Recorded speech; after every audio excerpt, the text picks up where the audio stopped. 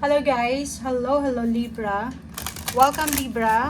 Alamin natin kung anong messages, vibration, gabay energy para sa inyong lahat. General, bi-weekly reading para sa lahat ng Libra. I hope na makuha mo yung messages na gustong ipahiwatig ng baraha mo. Okay. Ang daming barahang gustong lumabas. Kukunin ko siya kasi sayang. Okay. So, meron ka ditong 4 cards sa first deck natin. Intuitive nudges. Nako, soul solitude. Unahin natin dito sa intuitive na to. Ang intuition daw is the language of the soul. So, lahat tayo isinilang na may intuition. Okay? So, may sense of inner knowing. Okay? Yung intuition, isa siya sa pinakamalaking regalo na ibinigay sa atin ng Panginoon. So, connected siya sa universe, connected siya sa divine spirit. So, kaya nga 'di ba pag may mga kailangan tayong pagdesisyonan, kailangan natin na ramdamin yung intuition, yung instinct natin kasi importante 'yon. Okay, next is soul solitude. Libra. Ano to Libra? Sobrang importante to. Makinig ka. Yung nangyayari sa'yo sa ngayon, it's a wake-up call. Okay? So, if ever man may mga issues ka na pinagdadaanan ngayon, family, financial, ano ba yung pinagdadaanan mo? May gustong sabihin sa'yo ang ating Panginoon. Kailangan ng atensyon ng spiritual mo. Okay? Dito sinasabi ng baraha sa'yo na masyado nang maingay sa paligid mo. Masyado ka ng stress, masyado ka ng nahihirapan siguro sa outside world. So, sinasabi ng baraha na make sure na ngayong Oktubre, ibigay mo sa sarili mo yung time na makapag-exit muna. Quiet time, peace and quiet time. Okay? So, mag-pause, mag-reflect, and i-focus mo yung oras na to, lalo sa buong buwan ng Oktubre sa sarili mo. Masyado kang nakafocus sa ibang tao, masyado kang nakafocus sa pamilya mo, sa anak mo, kung may anak ka, parents, kaibigan, relationship, na nakakalimutan mo na may buhay ka rin. Okay? May sarili kang buhay. A child's love. Dito guys, sinasabi ng baraha sa'yo na hindi naman as a parent siguro, kung parent ka na, especially mother ka na, figure, hindi naman natin pwedeng questionin yung pagmamahal mo sa anak mo. Yung mga bagay-bagay kayo na kaya mong i-sacrifice. Pero sinasabi ng baraha dito na make sure na mayroon ka pa rin natitira para sa sarili mo. Okay? Kasi parang ang pinapakita dito, hindi ka balance eh. Hindi ground. Masyado kang nakafocus. Parang ganun, gumigewang ka. Kasi yung attention mo nasa isang tao lang or nasa isang bagay lang.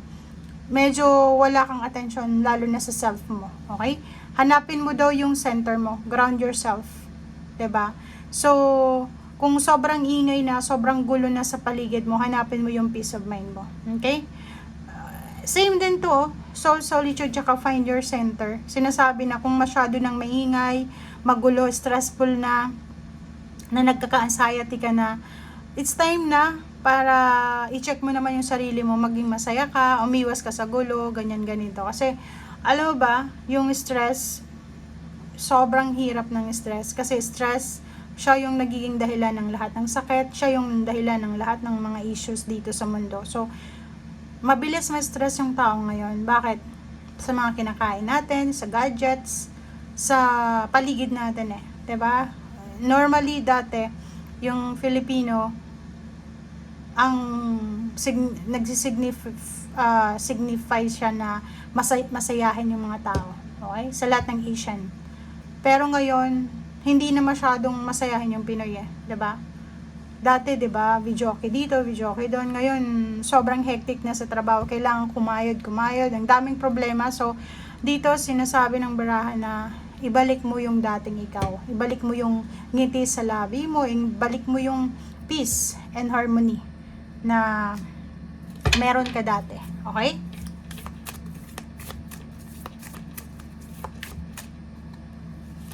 Okay, wolf, instinct. O, ganun din, instinct ko. So, sinasabi dito guys na makinig ka sa sinasabi ng intuition mo, makinig ka sa katawan mo kasi importante to. Wag mo masyadong ibigay yung energy mo, yung oras mo sa ibang tao, kahit sabihin natin kapamilya, kahit sabihin anak mo yan, magulang or kung kanino man. Paano mo sila maaalagaan kung yung sarili mo hindi mo maalagaan? So, unahin mo yung sarili mo and alagaan mo muna yung sarili mo. And completion, full moon. So, may full moon ngayon na October.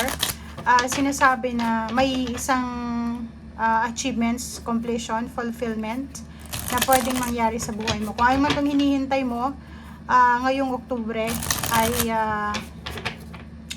makukuha mo na yung tamang answer dito or sagot sa kung ano man itong hinihintay mo. Okay? O, diba? Kita mo to. Ang taong ito is meron na siyang anxiety, depression, anxiety, or hindi siya makatulog sa gabi. And hinahawak niya yung star Hawak yung star na may liwanag. Parang mayroon siyang pinangahawakan na isang pag-asa. Yun lang yung pinangahawakan niya na parang yun yung nagpapatuloy sa kanya para ilaban or lumaban. So, kung sino man ito, kailangan ito ng attention, kailangan ito ng pagmamahal. Diba? Sobra-sobrang panghihinayang. Nakikita ko dito for the first and second week, nanghihinayang. So, nanghihinayang sa pera, nanghihinayang sa energy, sa oras, or kung saan pa man. So, sobra-sobrang regrets and worries. Pwede din na nanghihinayang para sa future. Parang ganon. Nanghihinayang sa future, nanghihinayang sa nakaraan. Eto din, sinasabi ng dalawang barahang ito na kailangan mong mag-focus sa future kasi masyado kang nakafocus sa kasalukuyan Yung burdens mo ngayon, yung mga problemang nasa balikat mo, dun yan yung focus mo sa ngayon Hindi mo, parang hindi mo na napapansin na may bukas pa. Okay? Tingnan mo dito. Kung nangihinayang ka para sa nakaraan, sa ginawa mong action, sa nangyari, hayaan mo lang kasi ganun talaga dito sa mundong ibabaw, completion Dito sa mundong ibabaw, ganun talaga. Walang perfect. Minsan, makakaranas tayo ng problema, may saya, may lungkot, ganun talaga. Okay? So, nakikita ko sir dito, may isang libra na pwedeng medyo emotional siya. Pwedeng maiiyak siya kasi gusto niyang balikan yung masasayang nangyari sa nakaraan. Gusto niyang balikan yung simple lang yung buhay pero masaya. Hindi yung ngayon na sobrang complicated na. Comment down below if you resonated.